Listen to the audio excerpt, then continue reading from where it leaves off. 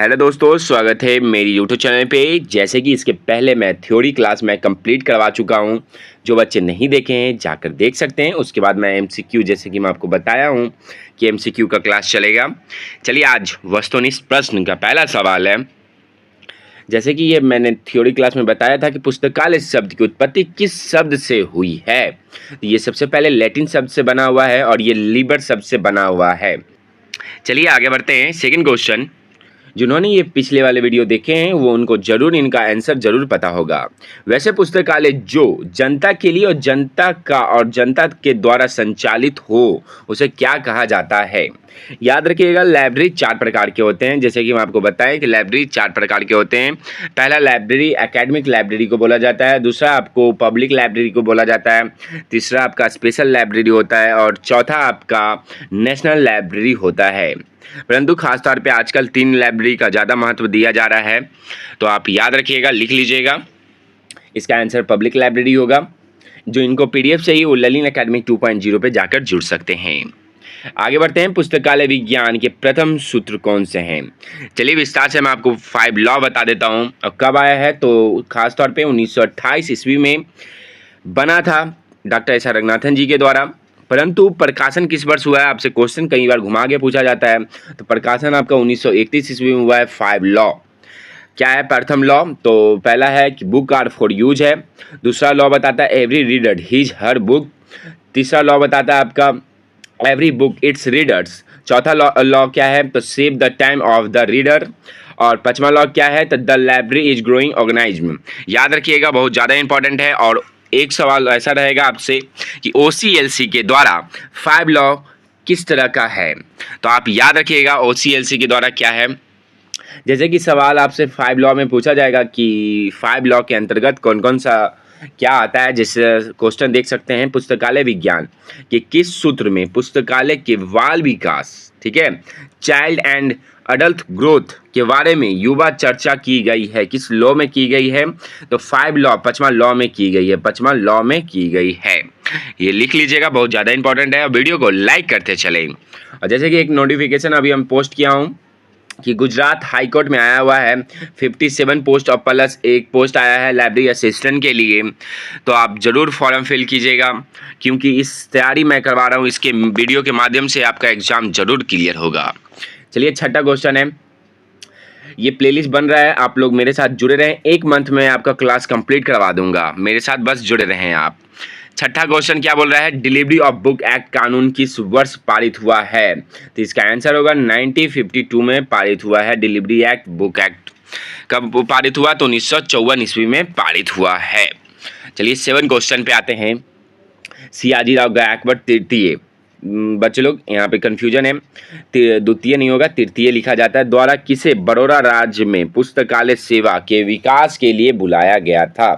याद रखिएगा कि सबसे पहले जब आंदोलन हो रहा था 1910 ईस्वी में, तो उस समय 1910 और 11 के बीच में W.F. वार्डन को बुलाया गया था। आपसे सवाल पूछा जाता है कि W.F. वार्डन मेलवे डेवी के छात्र हुआ करते थे, तो लिख लीजिएगा, ये इंपॉर्टेंट रहेगा आपके लिए। चलिए 8 क्वेश्चन पे आते हैं। 8वां क्वेश्चन क्या है, लाइब्रेरी सेस खास तौर पे बहुत ज़्यादा बजट के बारे में पूछा जाता है।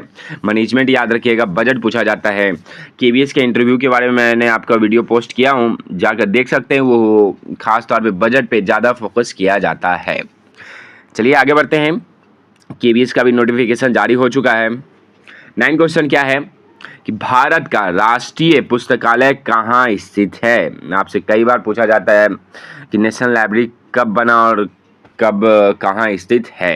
याद रखिएगा, सबसे पहले कोलकाता पब्लिक लाइब्रेरी कब बना है तो 1836 ईस्वी में बना है। उसके बाद इंपीरियल लाइब्रेरी कब बना है तो 1890 ईस्वी में बना है।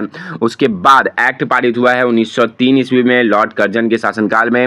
उसके बाद आपका 1948 ईस्वी में कोलकाता पब्लिक लाइब्रेरी को नेशनल लाइब्रेरी का दर्जा प्रदान किया गया। ये इंपॉर्टेंट रहेगा आपके लिए। कैसा लग रहा है क्लास आप ज़रूर बताते चलें, आपके लिए ये नोटिफिकेशन बहुत ज़्यादा इंपॉर्टेंट रहेगा। और ख़ास तौर पे ऐसा क्लास आप मेरे साथ जुड़े रहें। जैसे कि लाइब्रेरी सेस आपको पता होना चाहिए, पब्लिक लाइब्रेरी में राजा राम मोहन राय लाइब्रेरी फाउंडेशन के द्वारा किया जाता है और एक संस्कृति विभाग के द्वारा पब्लिक लाइब्रेरी को खास तौर पे लाइब्रेरी सेस पे देखा जाता है। 19 राज्य में, खासतौर पे कहीं कहीं राज्यों में आप देखिएगा तो 19 राज्यों में 5 राज्य में आपसे लाइब्रेरी सेस भी मांगा जाता है टैक्स के तौर पे। तो इम्पॉर्टेंट रहेगा आपके लिए, ज़्यादा जो जो इम्पोर्टेंट रहेगा मैं बताता चलूँगा। जैसे कि 5 लॉ के तौर पे फिर से एक क्वेश्चन आया है कि पुस्तकालय विज्ञान का कौन सा सूत्र CD रोम की व्याख्या करता है, CD रोम की व्याख्या करता है, ये इसका आंसर होगा 5 लॉ।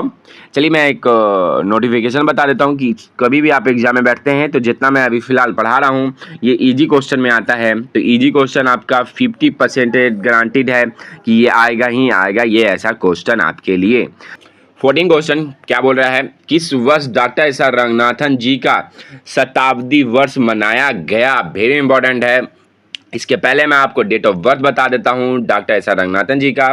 तो रियल डेट ऑफ बर्थ कब है, तो 9 अगस्त 1892 ईस्वी का इनका डेट ऑफ बर्थ है, लेकिन स्कूली डेट के अनुसार 12 अगस्त 1892 ईस्वी को मनाया जाता है। वही 100 साल पूरा करने के बाद आयोजन रखा गया था OCLC के द्वारा। कब रखा गया था, तो 1992 ईस्वी को रखा गया था। इंपॉर्टेंट रहेगा आपके लिए, बहुत ज़्यादा इंपॉर्टेंट रहेगा। 15 क्वेश्चन पे आते हैं, विश्व की सबसे बड़ी और पुरानी लाइब्रेरी संघ कौन सी है। ये सब आपका इंपॉर्टेंट क्वेश्चन है। ये सब लाइब्रेरी साइंस में आपको याद नहीं है, मतलब कुछ याद नहीं रहेगा, क्योंकि ये इजी मॉडरेट है। तो इजी मॉडरेट में आपको पता होना चाहिए एग्जाम में 13 क्वेश्चन से लेके 15 क्वेश्चन ही पूछा जाता है। चलिए इसका आंसर होगा ALA होगा। ALA का फुल फॉर्म याद रखिएगा, अमेरिकन लाइब्रेरी एसोसिएशन बोला जाता है। कब बना है, तो 1876 ईस्वी में बना है। किसके द्वारा बना है, तो मेलविन डेवी के द्वारा बनाया गया है। तो इंपॉर्टेंट है आपके लिए बहुत ज़्यादा। और DRTC इंपॉर्टेंट है। DRTC किसके द्वारा बनाया गया था, तो डॉक्टर एस आर रंगनाथन जी के द्वारा। इसका फुल फॉर्म याद रखिएगा। कब बना है, तो 1962 ईस्वी में बना है। इसका फुल फॉर्म क्या है, documentation research and training centre बोला जाता है। कहाँ स्थित है, तो बेंगलोर में स्थित है, बेंगलोर में स्थित है। आगे बढ़ते हैं, कैसा लग रहा है क्लास आप ज़रूर बताएं, क्योंकि मैं इतना मेहनत करके आपके लिए क्लास लाया हूँ, आपको एक लाइक ज़रूर बनता है। आगे बढ़ते हैं, 17 क्वेश्चन, भारत के राष्ट्रीय चिकित्सक पुस्तकालय कहाँ स्थित है। आपसे पूछा जाता है एम्स लाइब्रेरी, एम्स कहाँ है, सबसे बड़ा और सबसे स्टार्टिंग पहला कहाँ बना था, तो न्यू दिल्ली में बना था। 18 क्वेश्चन पे आते हैं, भी इंपॉर्टेंट क्वेश्चन है। आपसे ये कई बार पूछा जा चुका है कि पुस्तकालय विकास की रूपरेखा किसने तैयार की है, लाइब्रेरी डेवलपमेंट प्लान। इसका आंसर इजी रहेगा, डॉक्टर एस आर रंगनाथन जी के द्वारा। चलिए 19 क्वेश्चन है, खुदा बख्श ओरिएंटल पब्लिक लाइब्रेरी इंपॉर्टेंट है, आपसे कई बार पूछा जाता है। 1891 ईस्वी में 1891 ईस्वी में बना है। कहाँ स्थित है, तो पटना में स्थित है। जो बच्चे लोग खास तौर पे बिहार लाइब्रेरियन का तैयारी और बिहार में जो है खुदा बख्श ओरिएंटल पब्लिक लाइब्रेरी एक बार घूम लीजिए, बहुत ज़्यादा अच्छा रहेगा आपके लिए। चलिए नेक्स्ट क्वेश्चन पे आते हैं, 20वां क्वेश्चन है, भारतीय राष्ट्रीय पुस्तकालय के प्रथम लाइब्रेरियन कौन थे, तो BS केशवन जी थे, BS केशवन जी थे। कई मेरे साथ जो स्टूडेंट हैं तो वो पटना यूनिवर्सिटी से भी पढ़ाई कर रहे हैं, मैं चाहता हूं कि उन लोग घूम लें एक बार खुदा बख्श ओरिएंटल पब्लिक लाइब्रेरी, तो बहुत अच्छी बात है। क्या है, उससे घूमने से आपको, विजिटिंग करने से आपको एक्सपीरियंस होगा और समझ होगा, और वहाँ जाइएगा तो लाइब्रेरियन, खासतौर पे जो जो इन लाइब्रेरियन हैं उनसे बात कीजिए, क्वेश्चन पूछिए, बहुत ज़्यादा रहेगा आपके लिए फ़ायदेमंद। चलिए नेक्स्ट क्वेश्चन पे आते हैं, 21 क्वेश्चन है, भारत के प्रथम पुस्तकालय अधिनियम पारित हुआ था, कहाँ पारित हुआ था, कब हुआ था, तो 1948 ईस्वी में पारित हुआ था, और मद्रास में पारित हुआ था, तमिलनाडु में। ये इंपॉर्टेंट है। और कितने राज्यों में पारित हुआ था, इसके लिए आपको बहुत ज़्यादा इंपॉर्टेंट रहेगा। तो 19 राज्यों में पारित हुआ था, 19 राज्यों में एक्ट पारित हुआ था। तो 19 राज्यों में एक्ट पारित हुआ था, किस राज्य में पारित हुआ था, चलिए मैं बता देता हूँ विस्तार से। इसे आप लिख लीजिएगा, जिनको PDF चाहिए वो लर्निंग अकेडमी 2.0 पे जाके जुड़ सकते हैं। सबसे पहले 1948 में हुआ था, मद्रास में हुआ था, दूसरा हुआ था आंध्र प्रदेश में हुआ था, कर्नाटक में हुआ था, फिर आपका 1965 ईस्वी में, चौथा आपका हुआ था महाराष्ट्र में हुआ था 1967 में, वेस्ट बंगाल 1989 में हुआ था, मणिपुर में आपका 1988 में हुआ था, हरियाणा आपको 1989 में हुआ था, केरला में कब हुआ था, तो 1989 में ही हुआ था, गोवा कब हुआ, तो 1993 में हुआ है। याद रखते चले और लिखते भी चले, आपके लिए बहुत ज़्यादा इंपॉर्टेंट रहेगा।